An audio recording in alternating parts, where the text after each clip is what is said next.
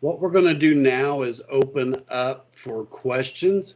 Again, I want you all to raise your hand and we will move you from attendee to presenter so that you can unmute yourself and ask your question. Again, you can also use the chat function to ask questions should you have any there, and then Elizabeth will read your question for you and we'll let the appropriate person answer. On your screen, I have the contact information of everyone that's involved today. Should you need that, if you would like to request a copy of the presentation, email any one of us here at the State Fire Marshal's office that's on the call, and we can get you a copy of that. I also would like to point out that Randall Emmerman, who is our state data manager, is here. If you have questions regarding NIFRS reporting or being compliant in your reporting, he could answer any of your questions. So with that said, I will open it up for questions. Should you have any, please use the raise your hand function. So Wade, we do have a question pending from Dennis Latta. Okay, so my question was for the FEMA grants. Our community, it kind of fits in several of those sections of each category for the community type. So kind of how do we go about the process, to make sure that we're in the right category? So you can look at, so if you fit in a couple categories, then you decide what you want to call yourself. But just keep in mind that if you can be urban or suburban, if you submit yourself under suburban, you're going to be competing with other suburban-like departments or communities, which might have a higher call volume than you. And so you're going to lose out because your call volume isn't going to be as great if you submit under a suburban community. Okay, all right, thank you. That answered my question. Any other questions?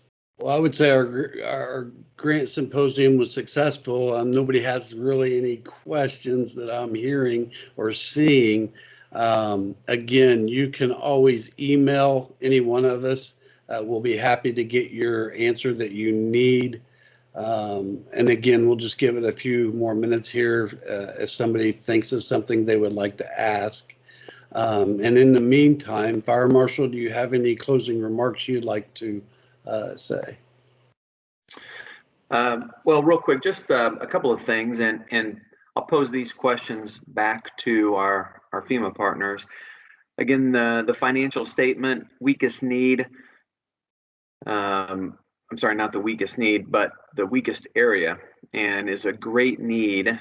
And so what have you seen that has been, that makes you think that this is the weakest area, and kind of discuss how important that is.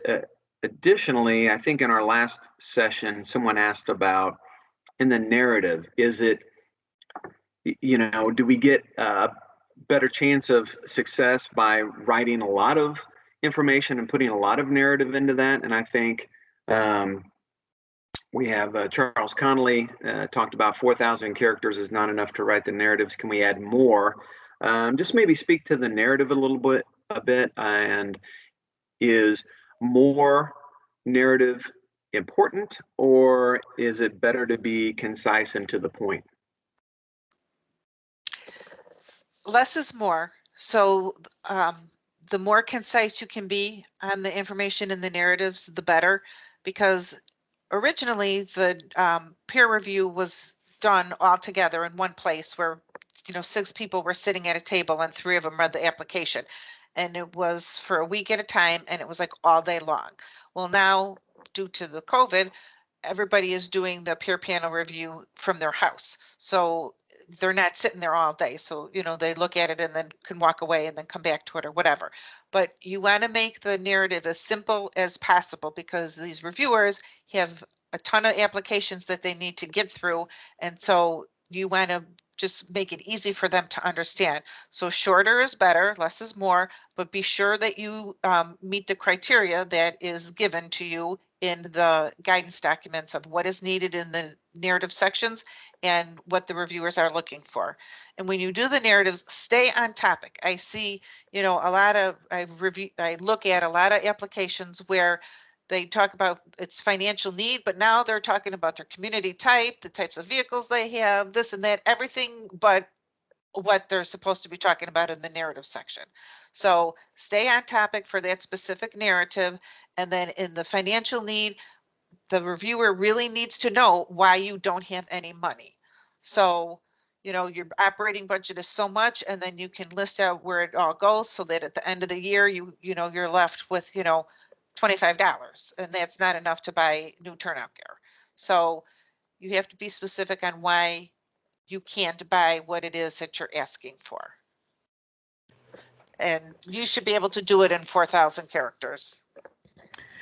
And to add to Vicky's comments is always give your application to somebody else to look at, somebody who's not involved with the project, because that's going to be your best editor. They're going to be able to come back to you with questions, or they're going to tell you it sounds like it was rambling. That way you can edit before you submit. Thank you both for your question and answer. We have somebody that Michael that has his hand raised. Michael, you can unmute yourself now and ask your question.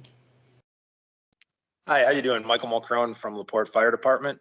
First of all, I'd like to thank all the speakers for giving this great information. Obviously, this is a pretty spooky thing to try and write grants or try and tackle the idea of writing grants, and you guys have made it a lot more simple, a lot more practical. So appreciate that. I was wondering, as far as collecting rates of unemployment, medium income, and then loss of businesses and stuff like that, where, there's a lot of places you can go, everywhere from Wikipedia to government websites. Where would you say the most up-to-date information where you can quote it and actually not be laughed out because you're using some crazy website would be? This is Tammy. So I would go to like the US Census, I would go to your Chamber of Commerce, anything that is an official website. I mean, Department of Labor releases those unemployment figures. So those are where you would go. As far as your community issues, I mean, if your community is running into problems with their government funding, like I say, their tax collection, I mean, that's where you go to your elected officials, your town manager, your county council. So like I said, that's where you would find those official pieces of information to pull that all together. So like I say, Right. US government sites, county sites, state sites, they'll all have good information for you. Okay, thanks a million. All right. Do we have any more questions? So we do have an online question. So a question from Matt Stewart. Can you discuss what the first phase of electronic review checks, how that review works? I can answer that. This is Vicki. So there is a formula that is assigned and point value assigned to each of the questions, the majority of the questions, not every question. We as employees are not privy to that information, but there is scores or weights for each question. So it's going to look at how many firefighters you have, what's your square mileage, what's the population of your area, the breakout of what kind of area, what is in your response area. Is it agricultural, undeveloped land, commercial use, residential use? Everything has bears some kind of weight, but I can't tell you how that is because I don't know, but I just know that, what are you asking for? What's the reason for your request? How old is the stuff that you're replacing? All those things play into the call volume that was huge last year. A lot of really good applications weren't funded because they didn't have the call volume against the competition. So whoever has the oldest vehicle with the highest mileage with used the most is what all the other applications are going to be based against. So it's, it takes into the highest scoring application for your community department type, and that's what it compares it to. All right, thank you. I believe we have one of our guests. His name is Jeff. Had a question. Jeff, you can unmute yourself. Yes, thanks for taking my question. First, is there a way that we can get a copy of these presentations to use at our fire departments? Yes, if you just email me, my email is the second one down on the screen. I can send you a PDF version of these presentations. That'd be great, thanks. Second question, and I've not been involved in this before, and I'm trying to help out. If we wanted to get a grant writer involved, how would we go about finding one? Maybe that's a dumb question for the experienced people, but I don't have a clue. How would I, does anybody know how I would go about finding a grant writer to help us get through at least the first one?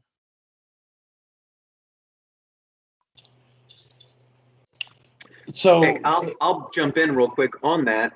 I would, one way, Jeff, is I know that there are English teachers out there. Check with your local high school English department.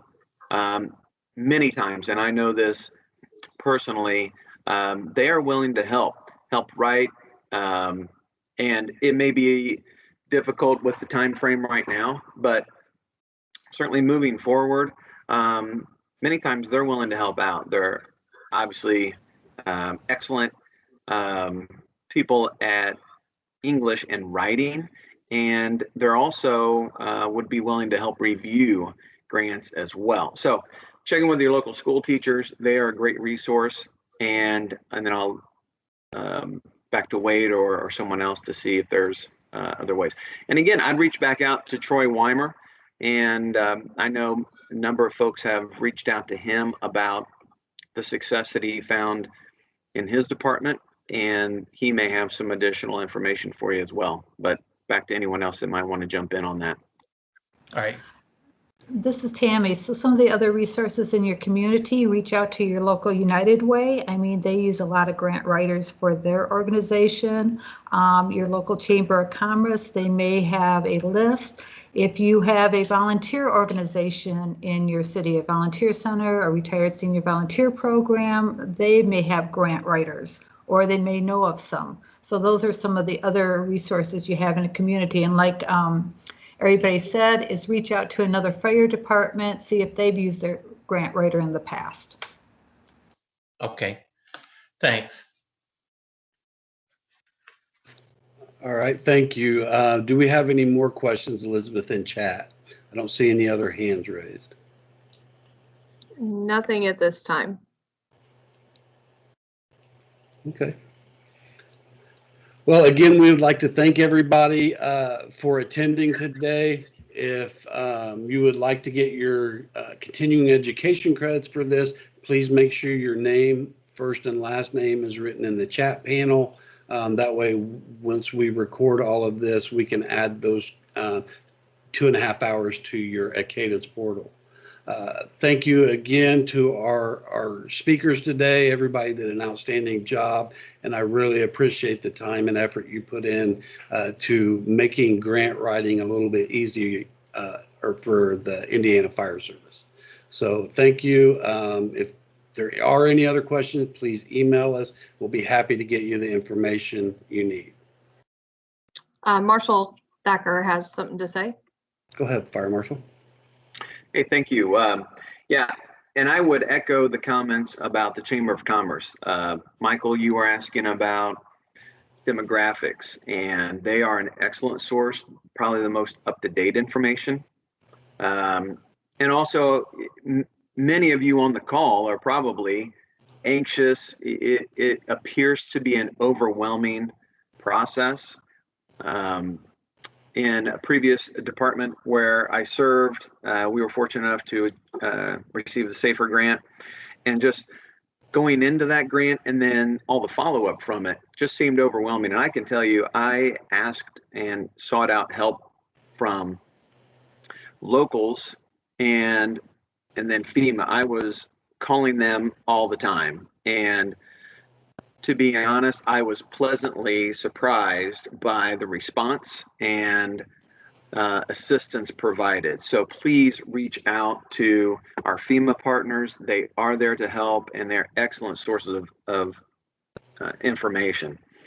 I think, again, it can't be understated to reach out to your state and federal officials. We, in the fall, we had a conference with Senator Todd Young, and we talked about grants and really the lack of success that we've seen across Indiana. As we look at the numbers, and it is very challenging, and there is a lot of competition involved. But how can we help Hoosier fire and EMS agencies be more successful? And Troy spoke to it, is reaching out to your state and federal officials and letting them know that you have applied for grants and any endorsement, any support that they can provide, and looking to, I think Troy spoke to their United States congressman, their local congressman, and they have folks that are there to help you. They have folks in a lot of communities around the state which they represent and are there to assist you. So please take that advice and utilize that. I think as we look, we've received, there were, I think, over 50 people on here at one time for the entire period, which we're approaching almost 3 hours. So obviously, this topic is of utmost importance around the state. We had over 90 attendees in our evening session last week. And so we're so grateful that you were here with us today, that you stayed on. Please reach out to us and let us know how we can help. As Wade mentioned, Randall Eimerman on here with our state data manager. If you have questions about getting that information back, please reach out to us for that. And if you don't get a response, please continue to contact us and poke us. And you're not, some people are just saying, well, I don't want to be a bother. I don't know how much information you can help me with. We want to be here to assist and support you. And not only this, but in any other issue that you have going on now or that you foresee in the future. So thanks again for all of you for attending. Thank you for our presenters and taking this Saturday morning to be with